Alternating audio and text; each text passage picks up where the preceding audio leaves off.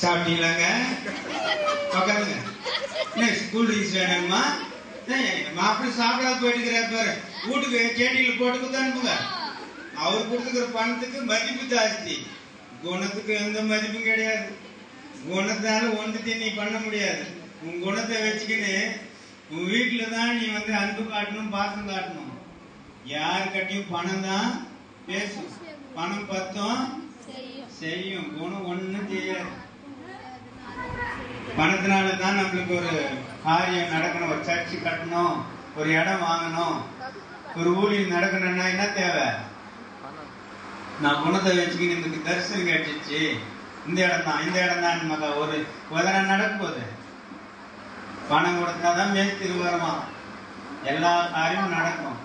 பணம் இல்லைன்னா விசுவாசி ஒரு உபவாசம் கொடுத்து வர மாட்டேது, சோறு போட்டாதான் வரணும்.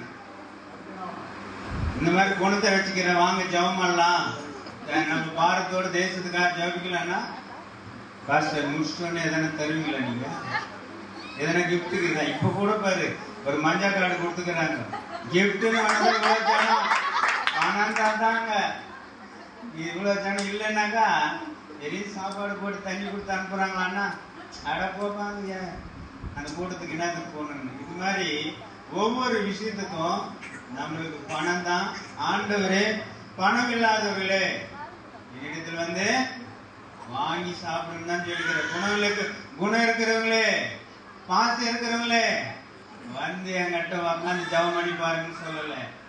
பணம் இருக்கிறவங்களுக்கு தான், அவர்கிட்ட தான் பணம் இருக்குது, பொருள் இருக்குது, எல்லா காரியமும் இருக்குது.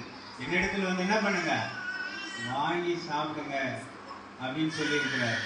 அந்த மாதிரி வாங்கி சாப்பிடுறதுக்கு பக்கத்துல எதிர் கட்சி இருக்குது, குணத்தை பத்தி பேசுவாங்க. குணம் என்னத்துக்கும் உதவாது, என்னத்துக்கும் எடுபடாதுன்றத. புத்தி உள்ள ஸ்திரி வீட கட்டுறான்னா கூட துட்டு இருந்தா தான் கட்ட முடியும், வேற எதுனாலும் கட்ட முடியாது. காலையில வேலைக்கு போயிட்டு சாயங்காலம் கூலி எடுத்துன்னு வந்தாதான், இல்லையா நீ மரியாதை வெளியே போயிடும். நீ வெளியே நீங்க சாப்பிடாம கொள்ளாம நான் எப்படி வாழ்றது அப்படின்னு பல கேள்விகளோடு பல பிரச்சனை இவ்வளவும் என் குடும்பத்தில் சந்திச்சுன்னு நினைச்சுக்காதீங்க. அன்றாட அவர்கிட்ட அந்த வசனத்தின்படி கேட்கறதுனால தான் அன்னன்னைக்கு தேவைகள் என்ன பண்றாரு, அவர் சந்திக்கிறாரு. இதுவரைக்கும் 16 வருஷம் ஆகுது ஆண்டவரை ஏற்றுக்கணும். இது வரைக்கும் பணம் குறைவுன்றது என் வாழ்க்கையில் இது வரைக்கும் வந்ததில்லை. அதனால நான் ஆண்டவரத்தில் கரெக்டா இருக்கிறதுனால என் அப்புறம் குணம்ட்டாக்கா அதை கூட சேர்த்துக்குவோம். எதுக்கு உங்களுக்கு அந்த அன்பு இல்லை?